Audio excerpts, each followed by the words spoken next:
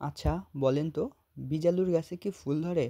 এবং আমরা কেনই বা আমাদের জমি থেকে এই ধরনের মরা গাছগুলো তুলে ফেলে দিব? এবং আমাদের যে আলুগুলো আমরা বীজ আলু হিসেবে রাখবো, সেই আলুগুলো কোন ধরনের সাইজ রাখবো? এবং এই আলুগুলো আমরা কোন কোন পরিচর্যা করব? এবং আমরা কোন জাতের আলুগুলো আমাদের জমিতে রোপণ করার জন্য রাখবো? এবং বাংলাদেশে বর্তমানে উচ্চ ফলনশীল কোনগুলো জাত আছে সেইগুলো নিয়ে আজকের এই ভিডিওতে আমরা আলোচনা করব।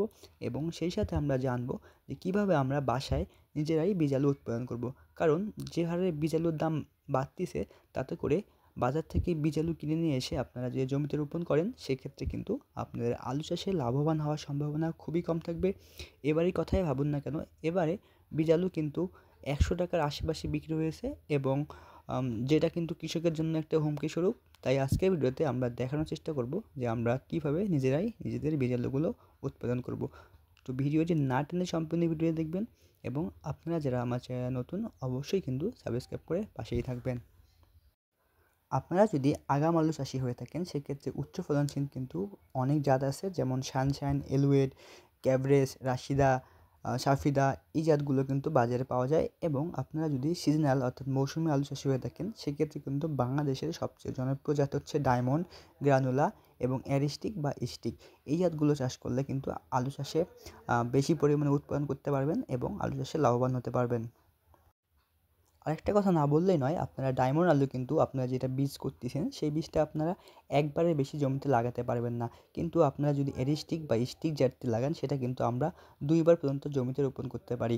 এক্ষেত্রে অনেক কৃষক ভুল করে যে ডায়মন্ড আলুটি দ্বিতীয়বার চাষ করে, এক্ষেত্রে কিন্তু ফলন অনেক কম হয়ে যায়। কিন্তু আপনারা যদি স্টিক আলু বা এরিস্টিক আলুটা জমিতে ভালোমতো পর্যবেক্ষণ করে এবং পরিচর্যা করে রাখতে পারেন, সেক্ষেত্রে কিন্তু 2 বার পর্যন্ত আপনারা সেই আলুটা জমিতে রোপণ করতে পারবেন।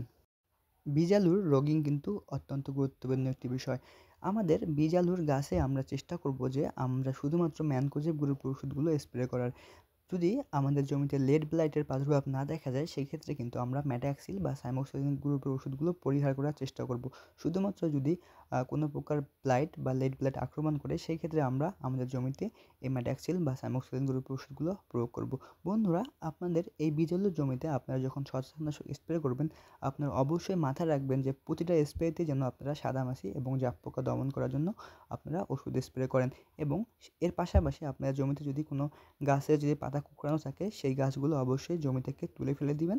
এবং আপনারা যে আপনাদের জমিতে ছত্রাকনাশকগুলো স্প্রে করবেন, প্রতি স্প্রে অর্থাৎ 7 থেকে 10 দিনের মধ্যে যে আপনারা একটা করে স্প্রে করেন, এই স্প্রেতে অবশ্যই ইমিডাক্লোপিড গ্রুপের যে সাদামাছি এবং জাপ পোকা দমন করার ওষুধ আছে, প্রতি লিটার পানিতে 1 থেকে 1.5 ml নিয়ে আপনারা কিন্তু স্প্রে করবেন। এতে করে কী হবে, আপনাদের জমিতে কিন্তু সাদামাছি বা জাপ পোকা আক্রমণ করবে না।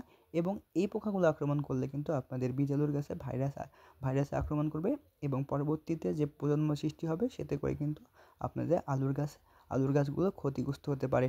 এবং আমি আবার বললাম যে শুধুমাত্র যদি আপনাদের জমিতে ব্লাইট রোগের প্রাদুর্ভাব দেখা যায়, শুধুমাত্র সেই সময়ে আপনারা আপনার জমিতে এই সাইমোক্সিলিন এবং এবং ম্যাডাক্সিল গ্রুপের ওষুধগুলো স্প্রে করবেন। আলুর জমির বীজ আলুর জমি আরেকটি গুরুত্বপূর্ণ পরিচর্যা হচ্ছে, আপনার বীজ আলুর ডালগুলো অবশ্যই 75 দিনের মধ্যেই তুলে ফেলবেন। অর্থাৎ 70 থেকে 75 দিনের মধ্যেই কিন্তু আপনারা আপনাদের বীজ আলুর ডালগুলো জমি থেকে তুলে ফেলবেন, এবং 7 থেকে 10 দিন পর সেই আলুগুলো তুলে স্টোরজাত করবেন। এবং এর পাশাপাশি আমরা অনেকেই কিন্তু দেখা যায় যে আমাদের বীজ আলুর জমিতে 3 বার পর্যন্ত জল দেই বা সেচ দেই। এটি না করলেও হবে, আপনারা যদি 50 বা 48 দিনের মাথায় দ্বিতীয় সেচ দিয়ে থাকেন, সেক্ষেত্রে কিন্তু আপনারা আপনাদের এই বীজ আলুর জমিতে তৃতীয় সেচ না দিলেও হবে। এই তৃতীয় সেচ দেওয়ার পরে অনেকে দেখা যায় যে কয়েকদিনের মধ্যেই বীজ আলুগুলো তুলে ফেলে, এতে করে বীজ আলুগুলো কিন্তু নষ্ট হয়ে যেতে পারে। বন্ধুরা, এই বীজ আলুর গাছগুলো আমাদের কিন্তু সঠিকভাবে পরিচর্যা করতে হবে, এবং আমাদের শিডিউল স্প্রেগুলো কিন্তু মেনটেন করতে হবে। বীজ আলুর গাছের বয়স যখন আপনার 45 থেকে 50 দিন হয়ে যাবে, অবশ্যই আপনারা বীজ আলুর জমিতে একবার সলুবার বোন স্প্রে করবেন। এতে করে আপনাদের যে আলুগুলো ধরবে, সেগুলো কিন্তু উজ্জ্বল রঙের হবে এবং আলুর গায়ে কোনো দাগ থাকবে না। এবং পরবর্তীতে যখন আপনারা এই আলুগুলো জমিতে রোপণ করবেন, সেই আলুগুলো কিন্তু ভালো ফলন হবে। এবং আপনারা অবশ্যই যখন এই আলুগুলো জমি থেকে তোলার পর বাছাই করবেন, কোনো প্রকার দাগওয়ালা আলু এবং দাগযুক্ত আলু বা অন্য কোনো কানা করা আলুগুলো বা ছিদ্র করা আলুগুলো কিন্তু আপনারা যেগুলো স্টোরজাত করবেন না।